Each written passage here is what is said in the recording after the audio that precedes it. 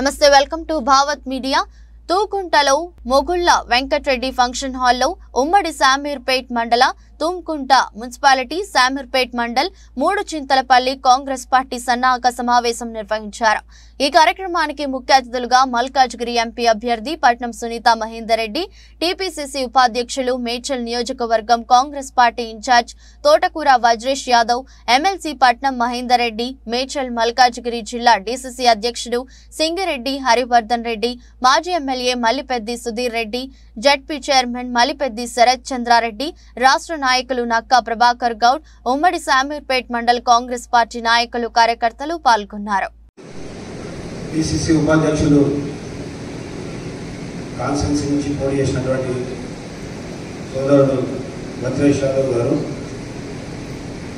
ఈనాటి కార్యక్రమానికి ముఖ్య అతిథి మన పార్లమెంట్ సభ్యురాలు సోదరిమణి సునీత మహేందర్ రెడ్డి గారు, మాజీ శాసనసభ్యులు గౌరవనీయులు అన్న సుధీర్ రెడ్డి అన్న గారు, సోదరుడు సీనియర్ నాయకులు నక్కా ప్రభాకర్ గారు, జిల్లా పరిషత్ చైర్మన్ శరత్ చంద్రారెడ్డి గారు, రాపూర్ రాములు గారు, బ్లాక్ అధ్యక్షులు వేణుగోపాల్ రెడ్డి గారు, వైస్ ఎంపీ శ్రీనివాస్ రెడ్డి గారు, మున్సిపల్ అధ్యక్షులు జైపాల్ రెడ్డి గారు, శామీర్పేట అధ్యక్షులు శంకర్ గౌడ్ గారు, ఎల్సిపల్లి అధ్యక్షులు నరసింహులు గారు, మరి వేదిక మీద ఉన్నటువంటి చాలామంది సోదరులు సోదరిమణులు, సీనియర్ నాయకులు, ఎంపీటీసీలు, కౌన్సిలర్లు, ముందర కూర్చున్నటువంటి నా కుటుంబ సభ్యులందరికీ కూడా నా హృదయపూర్వక నమస్కారం। మరి ముఖ్యంగా ఈ కార్యక్రమం మనం ఎందుకు తీసుకున్నామంటే, మనం ఎన్నికలకు పోయే ముందు ఇది సమాయత్త సభ, అంటే మనం ప్రజల యొక్క మీటింగ్ కాదు, ఇది ముఖ్య నాయకుల యొక్క మీటింగ్। రేపటి నుంచే వాడున మున్సిపల్ బస్తీలలో కానీ గ్రామాలలో ప్రచార సరళిని ఏ విధంగా కొనసాగించుకోవాలనే దానికి మనం ఏర్పాటు చేసుకున్నటువంటి సభ। మరి ఈ సభ ద్వారా మీ అందరికీ దిశానిర్దేశం చేసేది ఏంటంటే, మనము ప్రచారానికి వెళ్ళే ముందు మనం ఒక కమిటీని ఏర్పాటు చేసుకోవాలి। ఒక రాష్ట్ర పార్టీ ఇచ్చినటువంటి పిలుపు మనకు ముఖ్యంగా నియోజకవర్గ స్థాయిలో కాన్స్టిట్యున్సీ ఆల్మోస్ట్ అయిపోయింది। ఇవాళనే మన సోదరులకు పత్రికా సోదరులకు రిలీజ్ చేయడం జరుగుతుంది। మీరు ఈరోజే మండల కమిటీ అంటే ఎన్నికల కమిటీ మాత్రమే, ఇంతకుముందే సుధీర్ రెడ్డి గారు చెప్పినట్టు ఎన్నికల వరకే ఉంటుంది। ఆ కమిటీని ఒక 9 మందితో, అందులో మైనార్టీలు, మహిళలు, మరి అదేవిధంగా ఎస్సీ ఎస్టీ బీసీ అందరినీ కలవతగా అందరినీ తీసుకొని సీనియర్ నాయకులని, అంటే ఆ వ్యక్తి ఉండేటువంటి మండలంలో తిరగడానికి వచ్చినటువంటి వ్యక్తిని ప్రతి గ్రామంలో గుర్తుపట్టేటువంటి వ్యక్తులను ఈ కమిటీలో మండల కమిటీలో వేసుకొని ఆ కమిటీ ఉంటుంది। మళ్ళీ ఎన్నికల కమిటీ కూడా అందరినీ సమన్వయం చేసుకొని, కొత్త వారు చేరుకుని ఉండొచ్చు, వాళ్ళని కూడా సమన్వయం చేసుకొని పోవాల్సిన అవసరం ఉంది। అదేవిధంగా గ్రామంలో కూడా గ్రామ కమిటీ, మరి మీరు 5 మందితో వేసుకుంటారా లేకపోతే ఇంకా 9 మందితో వేసుకుంటారా చూసుకుంటే ఆల్రెడీ అయిందని కూడా వజ్రేష్ యాదవ్ గారు వచ్చినాయని చెప్తారు। కొంతమందికి ఎవరైనా యాడ్ ఉంటే యాడ్ చేసి వాళ్ళు ఫ్రెష్ కూడా ఈ రోజే కూర్చొని, మేము ఇప్పుడు వెళ్ళిపోయిన తర్వాత మీరు మీటింగ్ చేసిన తర్వాత మీరు వెళ్ళిపోవద్దు, ఈ కమిటీని కంప్లీట్ చేసుకొని ఇచ్చే వెళ్ళండి। అది ఫైనల్గా వజ్రేష్ యాదవ్ గారికి పంపిస్తే మండల పార్టీ అధ్యక్షుడు బాధ్యత ఏంటంటే, మున్సిపల్ అధ్యక్షుడు బాధ్యత అంటే వజ్రేష్ యాదవ్ గారికి పంపిస్తే వజ్రేష్ యాదవ్ గారు చూసి అవి కరెక్ట్ ఉంటే మళ్ళీ నాకు పంపించడం జరుగుతుంది। నేను దాన్ని పీసీసీకి సమర్పించాల్సిన అవసరం ఉంది, అదన్నీ కూడా డ్రాఫ్ట్ చేసి రేపు పంపించడం జరుగుతుంది। మనకి ఇప్పటికే ఆలోచన అయిపోయింది, దాని మీద ప్రెషర్ కూడా ఉంది, తొందరగా కంప్లీట్ చేయాలని। తర్వాత మనం బూత్ కమిటీలు వేసుకుందాం, మళ్ళీ బూత్ కమిటీలు కూడా మేడ్చల్ కాన్స్టిట్యున్సీలో ఆల్రెడీ వేసినవి ఉన్నాయి। మళ్ళీ కొంచెం రివైవ్ చేసుకొని ఎవరైతే పని చేసిరో ఎవరైతే పని చేయలేదో బూత్లలో మళ్ళీ కొత్తగా చేరినటువంటి వాళ్ళని కూడా యాడ్ చేసుకొని అందరం కూడా కలిసిపోవాల్సిన అవసరం ఉంది। సరే, మనకు బాధ ఉంటుంది, మనము 10 సంవత్సరాలుగా కష్టపడ్డాం, బాధపడ్డాం, ఇబ్బందులు పడ్డాం, అన్ని రకాలుగా నష్టపోయినాం, మరి ఆర్థికంగా నష్టపోయినాం। ప్రతి కాంగ్రెస్ కార్యకర్తను కడుపులోకి పెట్టి చూసుకునేటువంటి బాధ్యత వేదిక మీద ఉన్నటువంటి అందరం కూడా తీసుకుంటాం। మీకు ఎలాంటి బాధ అవసరం లేదు, ఎవరైతే కష్టపడి పనిచేసారో తప్పకుండా అండగా ఉంటా। మీ అందరికీ కూడా తెలుసు, ఎప్పుడు కూడా ప్రజలలో ఉండేటువంటి వ్యక్తులం కాబట్టి ప్రజల కోసం పనిచేసేటువంటి వ్యక్తులం, నిస్వార్థంగా పనిచేసేటువంటి వ్యక్తులం, మా స్వార్థం కోసం పక్కన పెట్టి మీకోసం పనిచేసేటువంటి వ్యక్తులం. నేను ఇప్పుడు జెడ్పీటీసీగా కూడా నేను ఎంసీపల్లి నుంచి ఉన్నా. ఎంసీపల్లి నుంచి ప్రజలందరూ కూడా అంత పెద్ద అధికార పార్టీ కేసీఆర్ గారి దత్తత మండలైనటువంటి మండలంలో ప్రజలందరూ కూడా ఒక సైడ్ వచ్చి నన్ను గెలిపించి ఈరోజు కాంగ్రెస్ పార్టీ జెండా ఈ యొక్క మండలంలో ఎదురేసింది.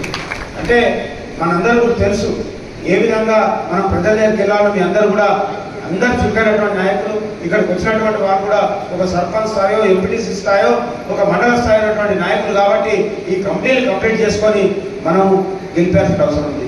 ముఖ్యంగా మా పత్రికా సోదరులకి ఒక విన్నపం ఏంటంటే, సోదరు గారు మన కేటీఆర్ గారు ఒక మాట మాట్లాడినట్ట, డమ్మీ క్యాండిడేట్ అని. ఏమన్నా కేటీఆర్ గారికి దిమాగ్ ఉండాలి. డమ్మీ క్యాండిడేట్ అయితే డమ్మీ క్యాండిడేట్ మంత్రి తీసుకుంటే ఆయన మరి 2 సార్లు మంత్రివర్గంలో తీసుకుంటా మహేందర్ రెడ్డి గారిని. డమ్మీ క్యాండిడేట్ పెట్టింది వాళ్ళు. వాళ్ళ పార్టీ రద్దయిపోయిన పార్టీ, ఆ రద్దయిపోయిన పార్టీలో ఒక క్యాండిడేట్ పెట్టాలని పెట్టారు కానీ అంతకుమించి వేరేం లేదు. బీజేపీ క్యాండిడేట్ చెప్తున్నాడట ఇలా లోకల్ క్యాండిడేట్ కాదని. 100% లోకల్ క్యాండిడేటే. జిల్లా పరిషత్లో 2 సార్లు సునీతమ్మ జిల్లా పరిషత్ చైర్మన్ గా మరి ప్రతి గ్రామం పల్లె జిల్లాలో తిరిగినటువంటి వ్యక్తి. ఆమె ఎక్కడ చూసిన అభివృద్ధి కార్యక్రమాల్లో ఆమె ప్రతి చోట ఆమె పోర్లు ఉంటాయి. మరి వాళ్ళు నాన్ లోకల్ అంటారు. డమ్మీ క్యాండిడేట్ వాళ్ళని పెట్టుకొని మనం డమ్మీ క్యాండిడేట్ అంటారు. ఖచ్చితంగా దీన్ని ఖండిస్తున్నాం. కేటీఆర్ ని గుండ్రం బంద్ అయిపోయింది, నీ పార్టీ బంద్ అయిపోయింది. నీ పార్టీని తెలంగాణ ప్రజలు రద్దు చేసేసారు. నీ పార్టీ మళ్ళీ మార్చుకోవడానికి ప్రయత్నం చేస్తున్నావు. బీఆర్ఎస్ అని పెట్టాం, ఎక్కడ దిక్కు దశనం లేదు. మళ్ళీ టీఆర్ఎస్ అని పెట్టుకోవడానికి చూస్తున్నాం. ప్రజల్ని నమ్మే పరిస్థితులు లేదు. ఖచ్చితంగా మన పోటీ మనకు బీజేపీతోనే ఉంటుంది.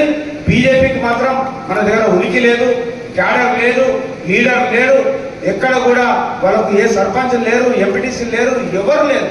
మన పార్టీ చాలా స్ట్రాంగ్ గా ఉంది, పటిష్టంగా ఉంది. చేరికలు కూడా చాలా వరకు వస్తున్నాయి. ఖచ్చితంగా మనం చేరికలు చేస్తాం.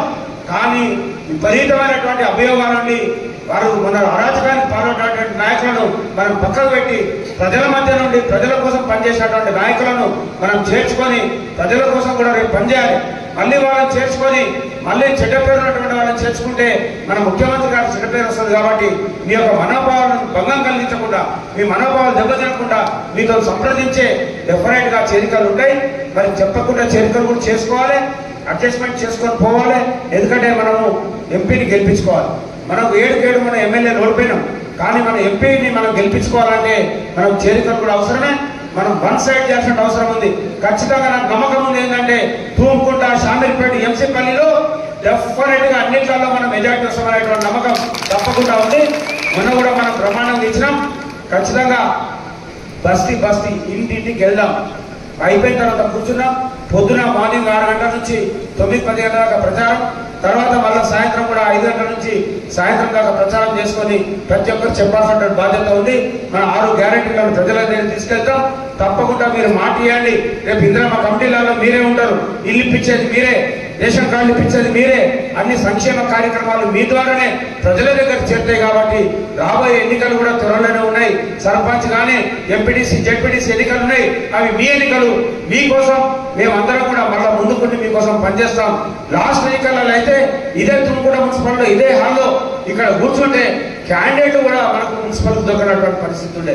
బతిమలాడి బామాలి ఇంటింటికి కడప దొక్కి ఇక్కడ మనం రామ్జాల్ కానీ తుమ్ముకూడ కానీ బతిమలాడితే కూడా దొరికినటువంటి పరిస్థితి ఉండే. అయినా ప్రతి చోట ఒకటి భరత్, ఒకటి బసవరెడ్డి గారు గెలిచారు. ఇద్దరే క్యాండిడేట్లు మనకు గెలిచారు. అయినా కూడా మొన్న అసెంబ్లీ ఎన్నికల్లో ఇక్కడ బ్రహ్మాండమైనటువంటి పద్ధతి తీసుకొచ్చారు. మన జయపాల్ రెడ్డి గారు కష్టపడి ఇంటింటికి వాళ్ళతో పాటు మనకు ఉన్నటువంటి నాయకులందరూ కూడా కష్టపడి బ్రహ్మాండమైన మెంబర్షిప్ చేసారు. నిద్రలో కూడా పనిచేసారు. అందరూ కూడా కష్టపడి పనిచేసారు. కాబట్టి మొన్న ఎన్నికల్లో కూడా బ్రహ్మాండమైన విజయదులు మోగించినాం. అంతకుముందు అంటుండే ఎవరు లేరు తుమ్ముకుంటా మున్సిపల్ అతిగతి లేదంటుండే. అతిగతి లేనటువంటి పార్టీని హైయెస్ట్ మెంబర్షిప్ చేసి ఈరోజు డెఫినెట్ గా ముందుకు తీసుకురావడానికి నిజంగా నేను అనుకుంటా ఉన్నా. ఈ మున్సిపల్ నుంచి మినిమం 3 నుంచి 5 వేల మెజార్టీ వస్తుందనే నమ్మకం నాకు ఈ మున్సిపల్ నుంచి ఉంది. ఎంసీపల్లిలో నాకు మన 1600 మెజార్టీ ఇచ్చింది. అంతకంటే ఎక్కువ 2000, 3000 మెజార్టీ ఎంసీపల్లిలో రావాల్సిందే. షామీర్పేటలో కూడా 5000 మెజార్టీ రావాల్సిందే. ఇక్కడ అక్కడ కలిపి ఈ ఉమ్మడి మండలం నుంచి 10 నుంచి 15,000 మెజార్టీ ఇచ్చే విధంగా మనందరం కూడా ముందుకు సాగాలని ఇక్కడ. ఎందుకంటే రాజకీయ చైతన్యం ఉన్నటువంటి నాయకులు మీ స్థాయి తక్కువ కాదు, మీరు ఎమ్మెల్యే స్థాయితో ఉన్నటువంటి నాయకులందరూ కూడా ఉన్నారు. మీకు బస్తీలు గ్రామాలు ఒక లెక్క కాదు. తప్పకుండా అందరం కలిసి పనిచేసి మన సునీతమ్మని గెలిపారు.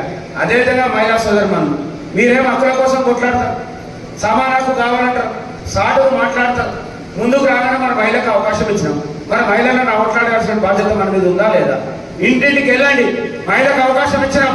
మరి మహిళల కోసం ఎవరైతే ఓటు వేయరో మహిళకి ఇచ్చినప్పుడు మహిళ ఓటు వేయకపోతే సమాన హక్కు గురించి మాట్లాడే అర్హత ఆ మహిళలకు ఉండదు. ఎందుకంటే భారతదేశంలో మొన్ననే అసెంబ్లీలో 33% రిజర్వేషన్ ప్రవేశపెట్టింది. ఆ రిజర్వేషన్ తో సంబంధం లేకుండా ఒక మహిళకు అవకాశం ఇచ్చినాం. కాబట్టి మహిళలందరూ కూడా మీరందరూ ఈ మాట చెప్పండి, మహిళల కోసం మనం అవకాశాలు అడుగుతున్నాం. మరి మహిళకు అవకాశం ఇచ్చినప్పుడు మనం ఓటు వేయకపోతే తప్పు చేసిన వాళ్ళం అవుతామని చెప్పి మహిళలందరూ కూడా ఇంటింటికి తిరిగి ప్రచారం చేయాలని, అదేవిధంగా మా నాయకులందరూ 50% మహిళలకు రిజర్వేషన్ ఉంది. మనం ఎన్నికలు రాగానే మన భార్యలను తీసుకొచ్చి మనం ఎన్నికల్లో నిలబెడుతున్నాం. కానీ మళ్ళీ ఎలక్షన్లు అయిపోగానే మళ్ళీ వాళ్ళ కిచెన్కే పరిమితం చేస్తున్నాం. అట్లా కాకుండా ఈ ఎన్నికలలో లోకల్ బాడీలో నిలబెట్టాలనుకునేటువంటి ప్రతి ఒక్కరు కూడా ఇంట్లో ఉన్నటువంటి ప్రతి మహిళను ఈ ఎన్నికల్లో తిప్పాలని, ఎందుకంటే ఒక మహిళకు అవకాశం ఇచ్చినాం కాబట్టి అందరూ కూడా తిప్పాలని మనస్ఫూర్తిగా కోరుకుంటూ అవకాశం ఇచ్చినటువంటి మీ అందరికీ నాకు హృదయపూర్వక ధన్యవాదాలు తెలియజేస్తూ మీరు పోకుండా వెంటనే కమిటీలు ఈరోజు కంప్లీట్ చేయాలని కోరుకుంటా ఉన్నాను. జై నరసింహ యాదవ్ గారికి, మదన్న గారికి, అదేవిధంగా మన మహేందర్ రెడ్డి గారికి, వేదిక మీద ఉన్న వాళ్లకు, వేదిక ముందున్న వాళ్ళందరికీ చేతులు జోడించి నమస్కరిస్తాము. మొన్న 4 నెలల కింద మనం యుద్ధం చేసినాం. ఆ యుద్ధంలో ఎవరెవరైతే సహకరించిందో వాళ్ళందరికీ, సహకరించకుండా గోడసాటుగా మోసం చేసిన వాళ్ళకు కూడా నేను నమస్కారం తెలియజేస్తా ఉన్నాను. ఈరోజు ఎన్నికలు వచ్చాయి. మొన్న మనం అన్నం ప్రతి గ్రామంలో నేను లీడ్ ఇస్తాను, మున్సిపాలిటీలో లీడ్ ఇస్తాను. ఈ మున్సిపాలిటీలో ఎవ్వరు నాయకులు లేకుండా పాపం మదన్న, అట్నే పోతే మన జయపాల్ రెడ్డి, మన మాజీ సర్పంచ్ ఎద్దు నాగేష్ గారు, మిగతా కుటుంబ సభ్యులందరూ కూడా మనకు బ్రహ్మాండంగా పనిచేసి మెజార్టీ ఇచ్చిన వాళ్ళందరికీ నేను పేరు పేరున ధన్యవాదాలు తెలియజేస్తా ఉన్నాను. ఇక 3 చింతల పెళ్లి పాపం మా జెడ్పీటీసీ గారు ఇన్నే ఉన్నారు, మా నాయకులందరూ ముంగట్నే ఉన్నారు, మీ అందరూ కూడా కష్టపడ్డారు. మరి ఆ రోజు అయినట్టు ఈ రోజు అందరం పాలు తీసుకొచ్చిపోయి మరి మన రాజు చెప్పినట్టు ఆయన రాజు చెప్తే మనం ఏం చేసామంటే అందరం పాలు తీసుకురామంటే నేను చేస్తున్న పాలు అని చెప్పి సగం నీళ్లు సగం పాలు తీసుకొచ్చినాం. అట్లా జరిగింది. దయచేసి రేపు మాత్రం జరగకుండా చూసుకోమని చెప్పి చేతులు జోడించి మీ నమస్కారం తెలియజేస్తాం. మనం ఒక్కరు ఓడిపోతే నేను ఓడిపోయినట్టు కాదు, మనం అందరం కూడా ఓడిపోయినాం. ఎందుకు ఓడిపోయినామన్న దానికి 196 సంకేతాలు ఉన్నాయి.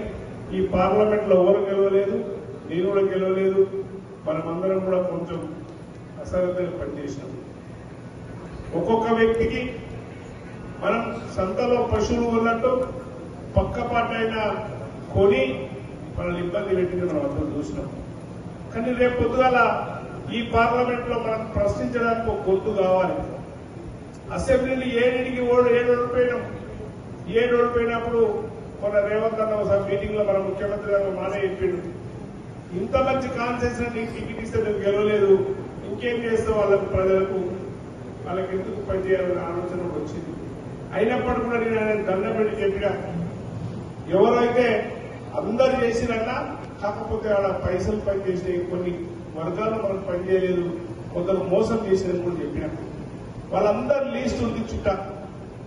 అయ్యా రేపు మనం పార్లమెంట్ లో గెలిపించుకోకపోతే మన కోసం ఎవరు ప్రయత్నిస్తారు, ఎవరు మాట్లాడతారు?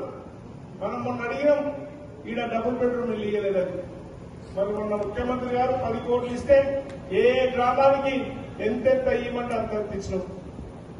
ప్రథమంగా ఈ మున్సిపాలిటీకి ఈ మండలానికి చాలా డబ్బులు ఇప్పించినాం. దానితో పాటు మీరు ఏ కార్యక్రమం చెప్పినా చేస్తా ఉన్నాం. కనుక మీరందరూ కూడా బాధ్యత తీసుకోవాలి. మరి ముఖ్యమంత్రి గారి దగ్గర పోయి మనం తలెత్తుకొని కాళ్ళ ఎక్కించుకొని ఆనాడు ఎట్లయితే చెప్పినామో మొత్తం కంసంలో వారుండి 70-87 మెజార్టీ ఇస్తే మనం రేవంత్ రెడ్డి గారికి తగ్గించి 10,000 మైనస్ తెచ్చినాం. 4 నెలలనే ఈ రోజు 30,000 మెజార్టీ మనకు మైనస్ లో ఉన్నాం. మాట్లాడిన చాలా మంది మనం మాట్లాడడం, నేను నా ఊళ్ళో చేస్తా అన్నాం. ఎవరెవరి బూతులలో ఏమేమి జరిగిందో పేరున బూతులు నాకు తెలుసు. 5 సంవత్సరాలు హరివర్ధన్ రెడ్డి గారు నేను చచ్చిపోతే వచ్చినాం, బతికితే వచ్చినాం, ఇంట్లో పండుగ వచ్చినాం. మేమేం చేసినామో మా సంసారాన్ని ఎంత కష్టపడి చేసినామో మీ అందరికీ తెలుసు. కానీ మొన్న మాతో పని చేయించుకున్నారు, ఏం చేసినామో మా అందరికి కనుక మేమందరినీ కూడా జోలికి పోదు. దయచేసి ఈ కొండ అయినట్టు ఇప్పుడు కానీయొద్దని చెప్పి మీకు చేతులు జోడించి నమస్కరిస్తా ఉన్నాను. ఏదన్నా వ్యక్తిగతమైన పంచాయతీలు ఉంటే ఎవరి మీదనన్నా ఉండని, పార్టీ మీద తీయకండి. రేపు మీ ఎన్నికల్లో మీరు ఎంపీటీసీలు అవుతారు, మీరు సర్పంచులు అవుతారు, మీరు మున్సిపల్ కౌన్సిలర్ అవుతారు. అవన్నీ గెలవాలంటే ఇక్కడ పార్లమెంటు సభ్యులు మనం గెలిపించుకోవాల్సిన అవసరం ఉంది. ఎవరెవరైతే గెలిపించుకోకపోతే మన కోసం ఎవరు అడుగుతారు? ఇక్కడ అసెంబ్లీలో లేరు, ముఖ్యమంత్రిని అడిగడం లేరు, మరి ఇక్కడ పార్లమెంట్లో లేకపోతే మన కోసం ఎవరు అడుగుతారో మనం ఒక్కసారి ఆలోచన చేయాల్సిందిగా నేను కోరుతా ఉన్నాను.